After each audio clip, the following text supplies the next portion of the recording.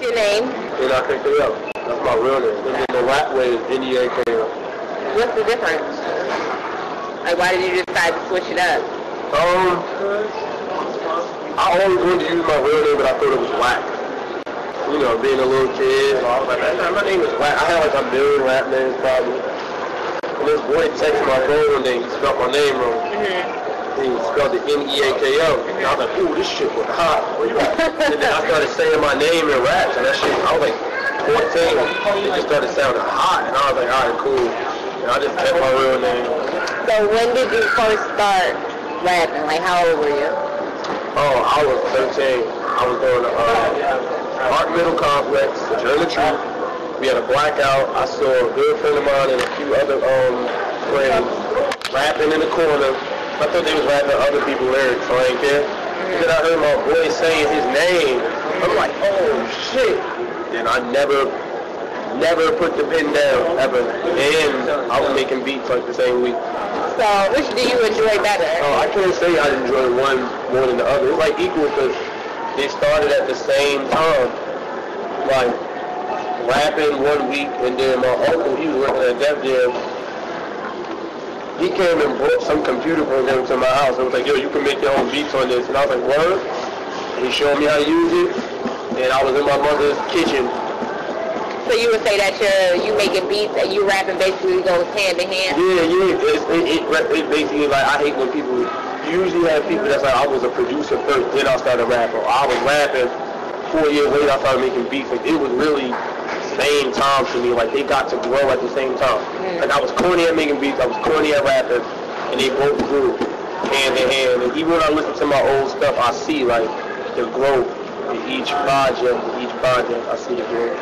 So do you think that gives you a leg up on any up-and-coming artists? Yeah, because, you know, they got to search for beats. Even recently, like now, I'm working on a new project. I'm like 8 beats in, well, 8 songs in. I did all of them. Now I said, all right, let me take a breather from me doing it. Let me try to listen to other people's beats. It's a headache. Everybody not, you know, it's just a headache, you know what I'm saying? Like, so, and after 3 weeks of listening to other people's beats, I'm going to Brooklyn tonight to listen to this kid because he sent me some really, really good beats. So it's not that often. So I had to one up real. If I know what I'm looking for, I can just do it. Right. Just bust it right there. Okay. So do you think is that the main reason why you came out with your your junk food mixtape? Yeah. Just to step away from me doing all the beats. You know, I'm not going to use every popular beat. I'm going to use old beats. I'm going to use new beats. I'm going to use R&B from the 90s. I'm going to do everything. So your yellow addition to your Rubik's Cube mixtape is scheduled for June 23rd, right? June 23rd, yes, my father's birthday. Okay, so what are you going to, like, what is that? What do you expect from that? That's the one. Like, we know now that that's the one. The red edition, that was like touching the surface a little bit.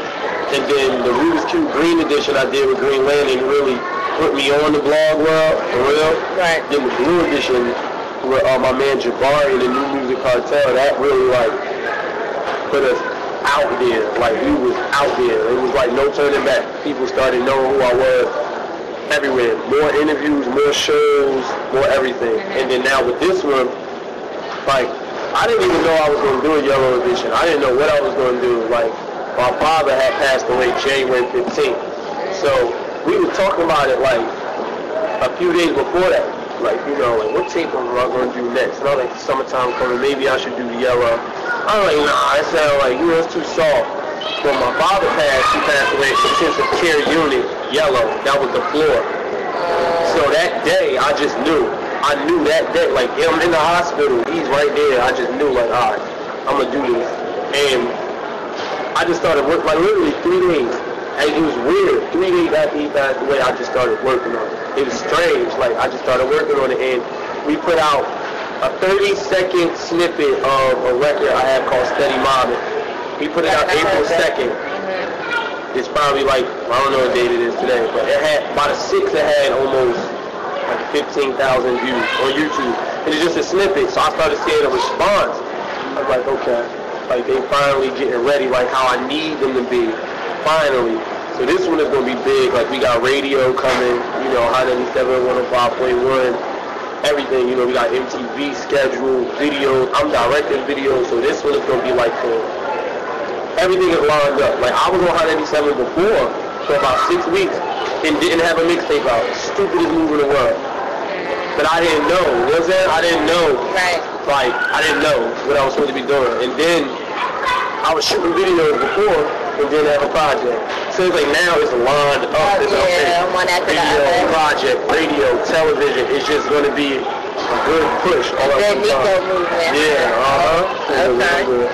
So, back to the mixtape with Biggie Simmons.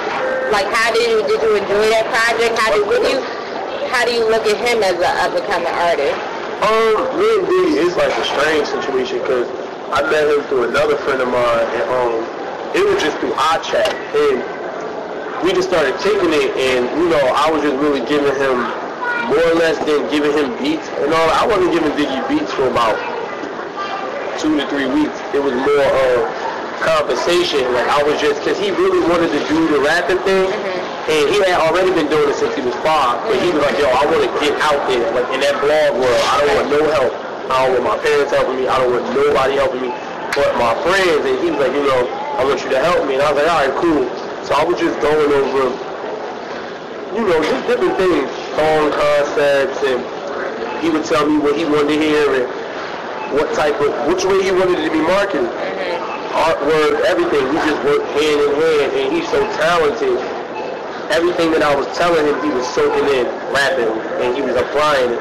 So last minute, I gave him 2 beats, and the first one was the first Flight prequel. That was the first time anybody heard him rap on the blog world period. The world period. Right. And then we did What's It All For, and like I didn't like me and his relationship is not more or less like, oh, I'm just trying to get beats on all the time. Nah, we was in the studio last night. It's just more or less we communicate more than anything. Like, we talk more than anything. Like, it's more like big bro, little bro, and that's how I look at it. You have in your iPod like a constant shuffle rotation. You know, I like Wiz Khalifa, a lot of Kanye West, I listen to Currency, Lupe, a lot of Jay. I don't really listen to too many people. When I get in the car, like, those are like the people that might be in the vehicle because they're in there already. But I really don't listen to too many people. Like, I'll listen to it when it comes out to be updated. I listen to Drake, right, amazing artist.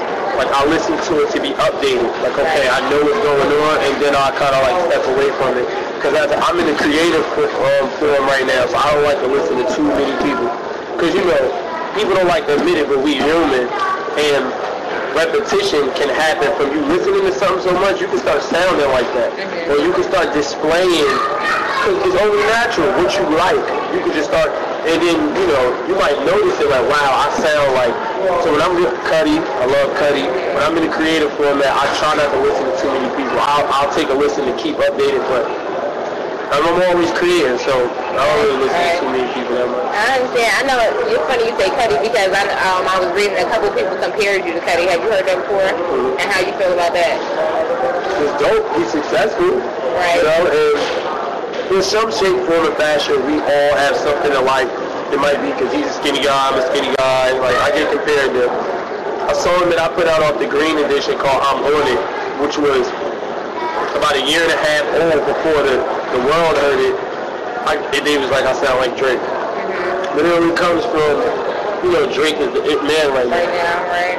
And, you know, it might be like we all like really like we all have sort of same rhyme patterns and, you know, same kind of wits and being clever. And, you know, a lot of the people that sound alike, people don't realize this. We all idolize Jay-Z. Right. And he created a lot of flows. So it's like we really are, you know, mimicking what like one of the forefathers laid before us. Who is the artist that you really, really, really like would love to work with? Kid Cudi. And I would love to do a pound for pound, verse for verse, or 8 bar for 8 bar record with Drake. 3 fingers to the sun.